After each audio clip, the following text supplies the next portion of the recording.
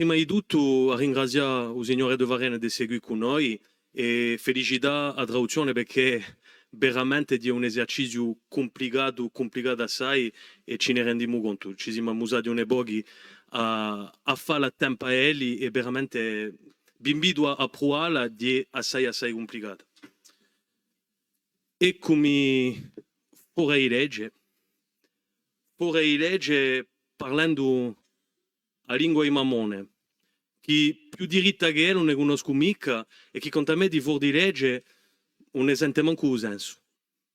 Interdetta dunque a lingua che mi ha spiegato il mondo attraverso a babbo e a mamma, a lingua che mi ha fatta a scuola, anche se non erano mica sempre più belli momenti, proibita a lingua che mi va gesunia, che mi ha permesso di imparare d'altre lingue, not like Pierre Gionga, but anyway,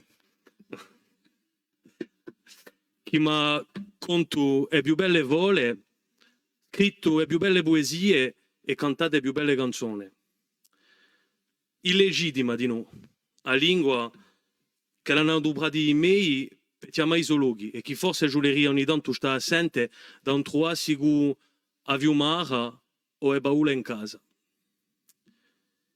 A lingua e a cultura che si offre a quello che giunge e che fa che abbiamo qualcosa di all'universale, in suo mondo mondializzato che di più in più ne manca. A lingua che insegno di noi, perché è difficile di presentare come una fortuna ciò che la è, una lingua che è divisa in uno spazio pubblico. Noi corsovani, noi militanti la sappiamo, ma tutto il mondo non è mica corsovano o militante. E per spiegarla, ciò di noi sarnesi qui. La lingua dunque ha bisogno di un statuto e ne siamo convinti. Per parlare questa situazione e circa ora abbigerano, ce n'è uno qui. Di non per arrestare deve giustificarci, semplicemente perché di la lingua che dice ciò che so e ciò che noi siamo tutti qui. Accettare questa situazione attuale sarebbe semplicemente accettare di proibire ciò che noi siamo e di impedire là dentro nella assemblea. Allora, essendo detto che pensavo di finire in francese, mica da che tutto il mondo capisca, ma perché un è pochi capiscono. Ma posto che la traduzione mi aveva piacere di compiere quantunque in corso. Aspettando e lavorando a un statuto che benerà, perché un capiremo un'onda, faccia diventa un giacobinismo trabassato e polveroso.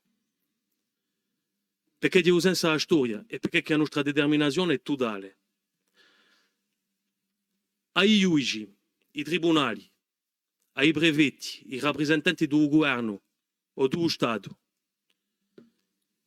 l'IMU, che se ripensano di impedire il popolo corso di parlare la sua lingua, nella sua assemblea o in dialogo nella sua terra, li prego salute.